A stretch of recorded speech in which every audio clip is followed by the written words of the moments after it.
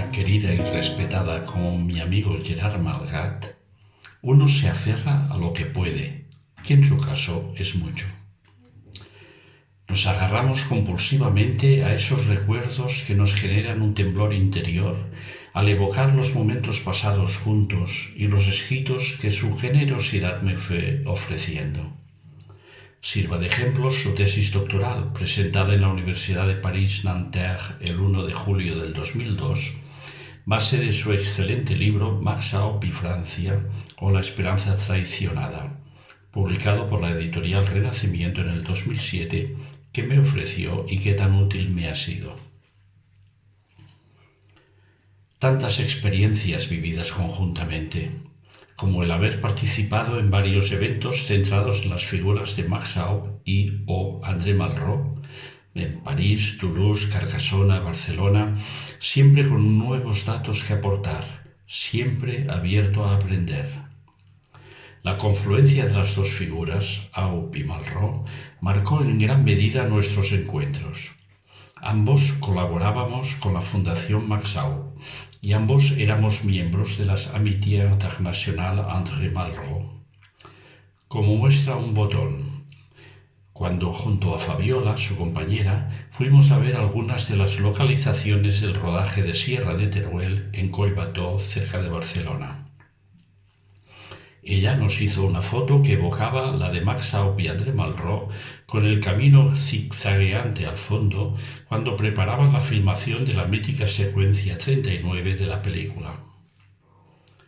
Sigo recordando las numerosas ocasiones en las que su inagotable y despreocupada generosidad pasó a primer plano, como cuando tradujo escrupulosamente al francés mi libro Campo de Esperanza, labor que intenté ilusamente compensar con la traducción al español de la correspondencia entre Max Aub y André Malraux que él mismo editó, u organizando en Barcelona la presentación de su libro sobre Gilberto Bosques, editado en México, en presencia de la cónsul de dicho país en noviembre del 2018.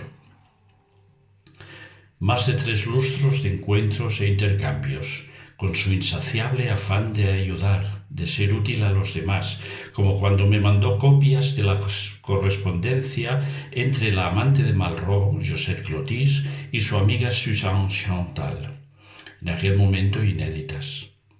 O las memorias no publicadas del guionista técnico de Sierra de Teruel, Boris Peskin, que tan útiles me han sido en mi web Visor Historia, así como innumerables enlaces a documentales sobre el exilio, Gilberto Bosques o Marian Fray.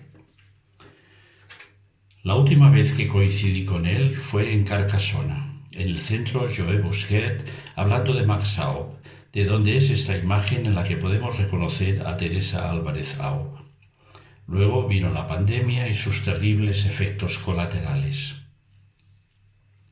Pero la memoria es frágil, así que acudí a ver los correos electrónicos intercambiados con él, fieles reflejos de su carácter siempre abierto a empatizar.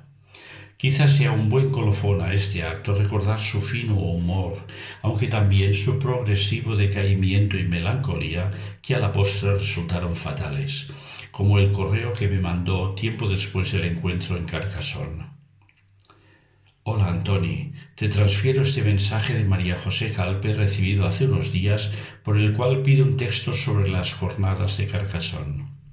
Mi estado de salud no mejora y no me siento para escribir estos días. ¿Tú podrías hacerlo y ponerte en contacto con María José? Me dirás si te parece posible. Un abrazo, Gerard. Y así lo hice.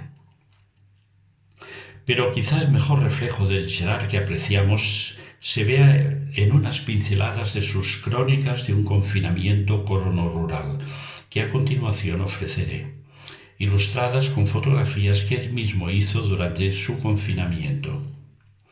Durante los meses duros del COVID, aislado en su refugio de l'Allier, Gerard mandó un correo semanal a unos cuantos amigos, entre los que tuve el honor de encontrarme, comunicándoles sus vicisitudes y reflexiones en la soledad del confinamiento. Pidiendo perdón por hollarlas con mi traducción, os ofrezco unos breves fragmentos que siempre finalizaba con el inquietante «à suivre, peut-être». Martes 7 de marzo del 2020. Quemado por las travesuras y el nerviosismo de Sieur Gourmet, el intrépido ciervo, decidí aplicar localmente con seriedad y determinación el refuerzo de la vigilancia de desplazamientos. Contraté temporalmente a un guardia de seguridad generalmente empleado en los servicios de la región de Bourbonnais-Beaujolais-Côte-d'Ivoire. Desde ayer por la tarde está apostado en el lugar más estratégico de la zona, al final de mi hilera de acelgas. Un corresponsal especial de la montaña pudo obtener la exención de viaje necesaria y vino a investigar in situ para atestiguar la eficacia del excepcional sistema implantado. Me pidió permiso para tomar fotos, admitiendo en respuesta a mis comentarios sobre el interés de este periódico que si este tiene 100 años es porque publica ejemplares donde la foto ocupa las 3/4 partes de la página y ha reducido la parte escrita a 2 o 3 banalidades pactadas. Le di mi consentimiento para estas tomas pidiéndole una copia, pero cortésmente me negué a suscribirme a esta hoja de col, prefiriendo las de mi jardín. En exclusiva para vosotros, una de sus fotos se reproduce en la crónica. Jueves 2 de abril. Viéndome desbordado por mi lucha contra Eolo, los comensales de la mesa en el jardín aprovecharon la oportunidad para reunirse en flagrante violación de las prohibiciones de reunión en vigor.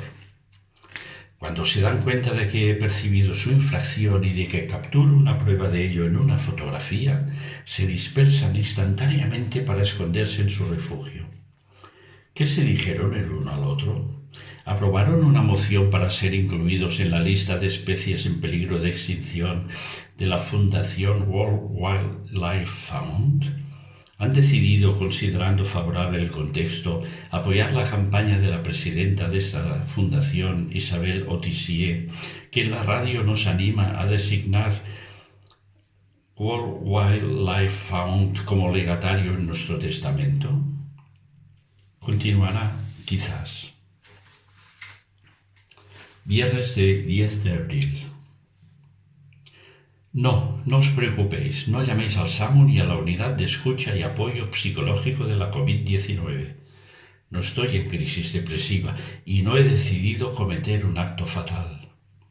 Esta foto muestra el objeto de mi acaparamiento y no de mi entierro.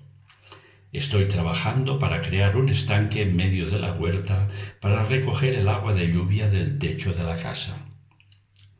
Durante las últimas semanas, los discursos de quienes nos gobiernan se han teñido de humanismo, imbuidos de una lucidez repentina. Dicen asumir el cierre de la economía para salvar nuestras vidas. Se declaran a favor de la revitalización de los servicios públicos, deslocalizaciones e incluso renacionalizaciones. Pero en el fondo de estas hermosas declaraciones de intención, las bolsas siguen operando como si nada. Como si el coronavirus, la pandemia actual, no pudiera amenazar en lo fundamental al venerado CAC 40 y sus templos sagrados en los que se cultivan estos otros virus también muy mortales. La especulación financiera y el lucro a toda costa. Continuará, quizás. Sábado 18 de abril. Decididamente la lista de comensales ladronzuelos sigue creciendo. Al ciervo, por cierto, invisible durante algún tiempo, a los topos que hurgan en los cajones de mi jardín, a los ratones de campo que perturban las plántulas, a los mirlos que roban pequeños guisantes. Ahora tengo que agregar la garza secuestradora, porque sin duda esta pronto se interesará mucho por el pez rojo que, para salir de mi letargo etílico, fui a buscar en las cercanías para invitarlo a hacer pompas en la pileta. ¿Tendré que vigilar día tras noche para preservar las posibilidades de supervivencia de mi nuevo residente?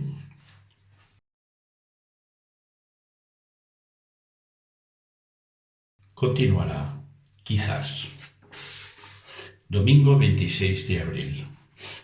Habiendo decidido nuestro presidente que el 11 de mayo será el Día Nacional del Desconfinamiento, empiezo a prepararme para volver a la civilización y bajar a Montluçon, una enorme y bulliciosa megalópolis, corazón palpitante y dinámico del Bourbonnais, Beaujolais, Côte d'Or. Pero enormes nubes negras invadieron el cielo, empujadas por un viento caliente y pegajoso. Júpiter comenzó a retumbar y a dejar caer escuadrones de grandes granizos, como la apertura de un concierto para un sexteto, no de cuerdas sino de granizo, para 3 ventanas y 3 tragaluces. El jardín se cubrió rápidamente con un manto de cuentas blancas, mientras el canalón de recuperación de agua tragaba cascadas de granizo que iban a arrojarse con furia en medio del estanque. Esta mañana sigo en estado de shock. Me cuesta mucho volver al teletrabajo y terminar esta columna. Sobre todo porque un nuevo informe de los ultrajes sufridos aumenta mi consternación. Las cerezas yacen a los pies de los fresales, mientras que las fresas yacen a los pies de los guisantes. ¿Tenemos que lidiar solamente con el cambio climático? ¿O son estos los primeros síntomas en la huerta de una mutación biológica? La tarea del jardinero definitivamente se volverá muy complicada. Continuará, quizás. Sábado 9 de mayo.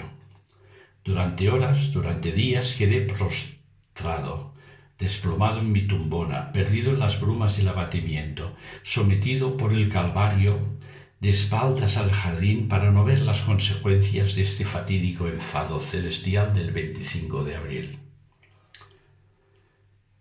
Pero de todas partes han llegado vuestros mensajes de solidaridad, cálidos, fraternos, generando una gran ola de emociones tanto en tierra como en el estanque. Vi a las patatas recuperar el equilibrio, alimentadas por esta multitud de cartas, telegramas, correos y cables que llegaban de todas partes del mundo. Vi las fresas sonrojarse de emoción y a los guisantes crecer recuperando su gusto por las mejillas redondeadas. Habéis formado un magnífico y estimulante comité de apoyo que me ha permitido salir de mi letargo y retomar mi rastrillo de contención. Gracias a vosotros, el jardín ha recuperado los colores, los olores y el vigor. Gracias.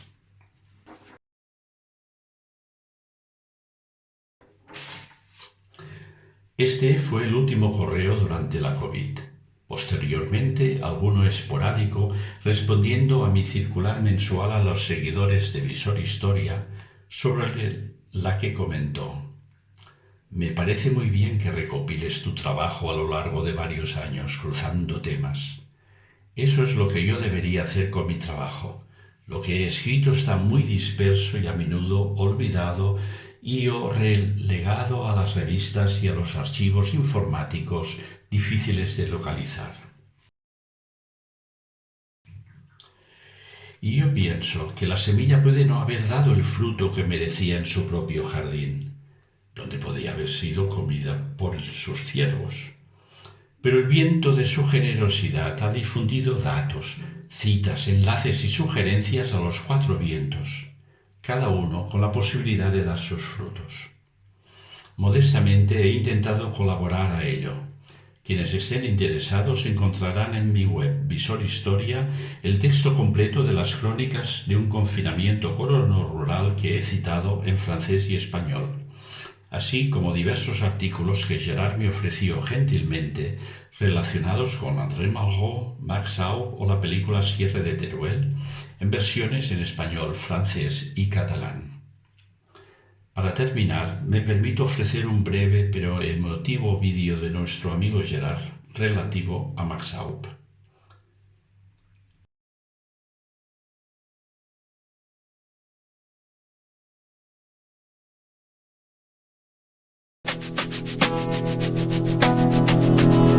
Ce qui m'a d'abord attiré, en fait, c'est son écriture, ce sont ses romans sur la guerre d'Espagne. Car quand un professeur a parlé de cet écrivain à l'université. Bon, il a attisé ma curiosité et j'ai eu envie de le lire et immédiatement j'ai été capté. Et je me suis demandé, mais qui est cet écrivain qui écrit ces romans? C'est Campos. Et j'ai commencé à me pencher sur sa biographie et là j'ai découvert qu'il avait cet itinéraire étonnant d'un petit Parisien né en 1903, donc près de Montmartre, est devenu espagnol par la Première Guerre mondiale, puisque son père était allemand, devenu mexicain par la Deuxième Guerre mondiale, puisque devant quitter l'Espagne pour s'être engagé du côté de la République, il ne peut se réfugier en France, car il est rapidement arrêté, interné, et donc il va fuir vers le Mexique. Donc cet itinéraire emblématique en fait du XXe siècle et de ces deux guerres mondiales m'a évidemment intéressé. Et à l'époque, en fait, il y avait encore peu de travaux sur lui.